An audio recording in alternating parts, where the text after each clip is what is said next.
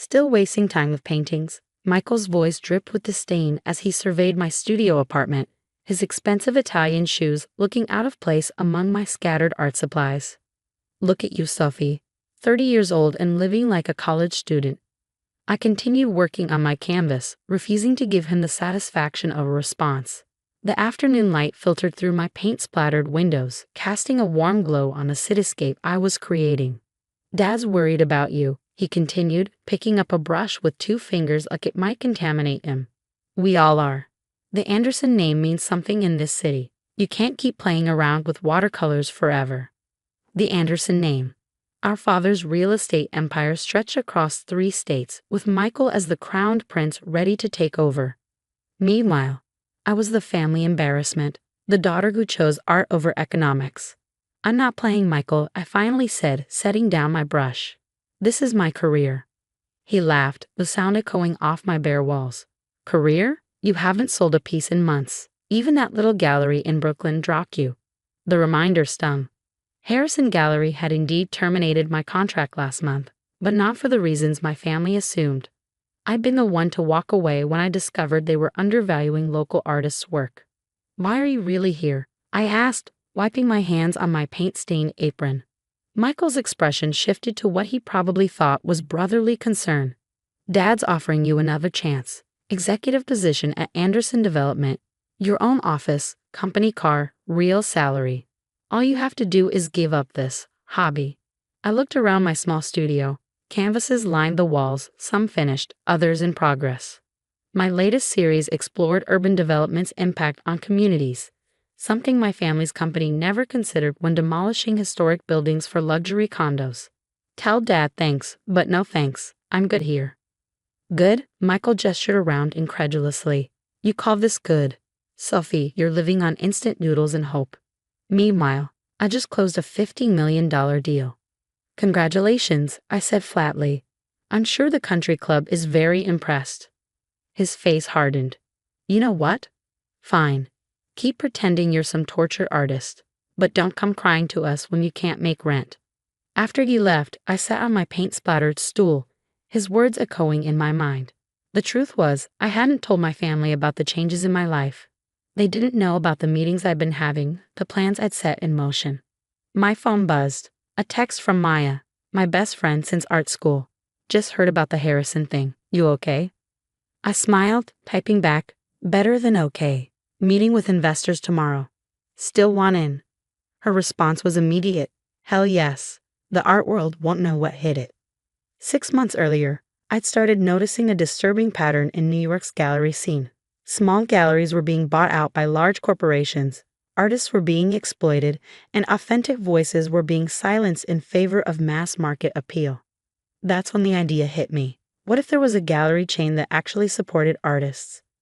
One that offered fair commissions, promoted diverse voices, and helped build communities around art? I spent months developing the business plan, using skills I'd learned growing up in a business-focused family, skills they never realized I'd absorbed. Maya, who'd gone on to get her MBA while maintaining her art practice, helped refine the numbers.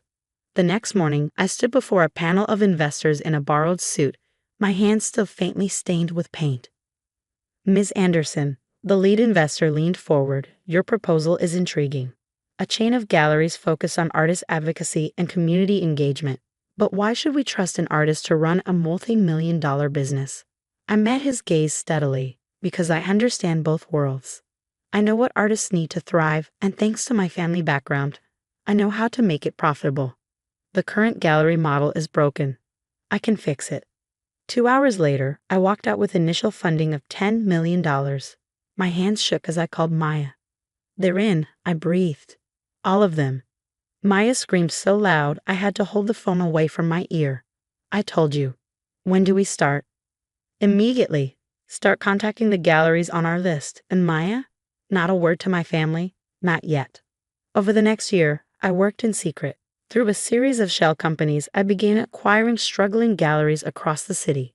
Each one was rebranded under the umbrella of Phoenix Art Collective, a name chosen because it represented rising from the ashes of a broken system. The changes were subtle at first. Higher commission rates for artists, community workshops, partnerships with local schools. But soon, word spread in the art community. Phoenix galleries became known as places where artists were treated fairly and art was accessible to everyone. I moved out of my studio apartment into a modest 2-bedroom, converting one room into an office. My family assumed I'd finally started selling enough paintings to afford it. They didn't know I now owned 15 galleries across New York, with plans to expand to Chicago and Los Angeles. Then came the call that would change everything. Sophie, Maya's voice was urgent. Anderson Development just announced plans for a new luxury complex in Soho, mixed-use retail and residential. So, they announce new projects all the time. No, you don't understand. They're partnering with Arts United Corporation for the retail spaces. And guess who owns all the galleries Arts United wants to acquire? My heart stopped. Phoenix Art Collective owned every major gallery in their target area. They can't proceed without our approval, I said slowly, realization dawning. Nope. I could hear Maya's grin through the phone. Your brother's $50 million deal. It's worthless without your signature. That night, I received an email from Anderson Development's legal team, requesting a meeting with Phoenix Art Collective's CEO. They didn't know that the mysterious owner they needed to negotiate with was the same person they'd dismissed as a failed artist. I poured myself a glass of wine, studying the email. After years of condescension and dismissal, my family was about to discover exactly what I built while they were busy mocking my choices. The meeting was scheduled for next week. I had 7 days to prepare for the moment my family would realize that the daughter they'd written off as a dreamer now held the key to their biggest deal of the year. I picked up my phone to text Maya, "Clear your schedule. It's time for the Andersons to meet Phoenix." The Anderson Development Conference Room hadn't changed in the 10 years since I'd last been there. The same mahogany table dominated the space. The same Manhattan skyline stretched beyond floor-to-ceiling windows. Only now, I wasn't here as the disappointing daughter. Maya sat beside me, tablet in hand, professional in her tailored suit. We'd arrived early, waiting for the Anderson team to make their entrance. "Nervous?" she whispered. "Oddly calm," I replied, straightening the portfolio before me. Like everything's finally falling into place. The door burst open. Michael strode in first, followed by our father and their legal team. They faltered slightly seeing me there. "Sophie," Michael's forehead creased. "What are you doing here? This is a private meeting." I smiled pleasantly. "I know, I'm right where I'm supposed to be." Dad's expression darkened. "We're meeting with Phoenix Art Collective's CEO. If this is another attempt to prove yourself." "Actually," Maya interrupted smoothly, "you are meeting with Phoenix's CEO." She gestured to me. "Sophie Anderson, founder and chief executive of Phoenix Art Collective." The silence that followed was deafening. Michael's mouth opened and closed like a fish out of water. Dad gripped the back of a chair, his knuckles white. "That's impossible," Michael finally sputtered. "Phoenix owns half the major galleries in New York. They're worth $47 million at last valuation." I finished for him. Though with our Chicago expansion next month, that number's expected to double. Dad sank into a chair. "You're saying, all this time I was building something," I said calmly. "Something that matters. While you were busy mocking my art career, I was revolutionizing how galleries operate in this city." Michael's shock transformed into calculation. "Why didn't you tell us? We could have worked together from the start." "Really?" I raised an eyebrow. "Like when you called my work a hobby last week, or when Dad offered me a pity position because he thought I was failing." "That's different," Dad protested. "We didn't know." "Exactly. You didn't know because you never bothered to look past your own assumptions." I opened my portfolio. "Now shall we discuss the Soho development project?" Michael straightened his tie, slipping into business mode. "Yes, well, our proposal is straightforward. Arts United Corporation will manage all gallery spaces in the new complex." "That won't work," I said, sliding documents across the table. "Phoenix has exclusive rights to all major gallery operations in that area. Arts United can't proceed without our cooperation." "What do you want?" Dad asked quietly. "Full control of the gallery spaces.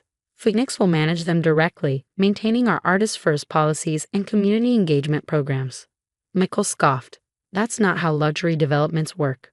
We need prestigious names, high-end clients." "You mean like the Clinton Foundation, which exclusively books their charity art auctions through Phoenix? or the MoMA trustees who partner with us for emerging artist showcases. I smiled at his stunned expression. I understand this business, Michael, better than you think.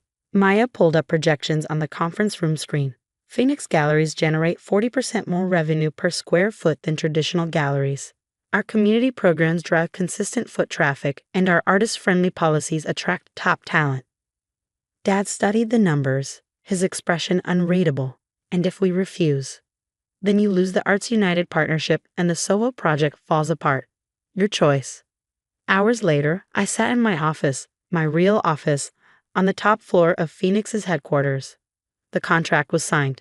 Anderson Development would get their luxury complex, and Phoenix would expand its mission to support artists and communities. My phone buzzed with a text from Michael.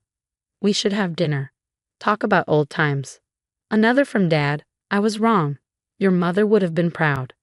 I set the phone aside without responding. Through my window, I could see the lights of the city coming on, including a warm glow from several Phoenix galleries where evening art classes would be starting.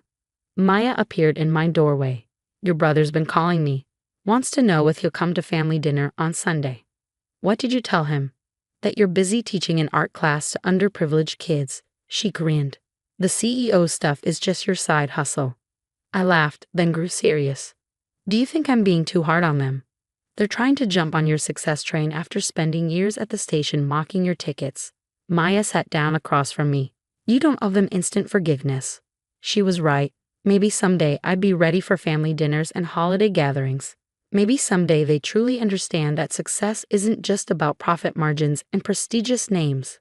But for now, I had a different family, the artists who found homes in our galleries, the communities we supported, the students who discovered their creativity in our workshops. I built something meaningful, something that would last. My phone buzzed again. A photo from one of our galleries, a young artist selling her first painting, her face glowing with joy. This was why I created Phoenix. Not to prove my family wrong, but to prove that art could thrive when given the right support. I picked up my brushes from my desk drawer. Even as CEO, I still painted every day, usually late at night when the office was quiet. Tonight's canvas waited on an easel by the window, a piece about transformation, about rising above others' expectations. A text from Maya. You showed them what a failed artist can do. I smiled, mixing colors on my palette. Success, I'd learned, wasn't about proving others wrong. It was about proving yourself right. As I began to paint, I thought about the long journey from that small studio apartment to this moment. My family had wanted me to give up art for business, never realizing I could excel at both. They'd seen art as a hobby, while I'd seen it as a revolution waiting to happen. Tomorrow, I would review expansion plans, meet with artists, and continue building the company that was changing the art world. But tonight, I was just an artist with a canvas, creating something new. And that despite what my family had always thought was worth everything.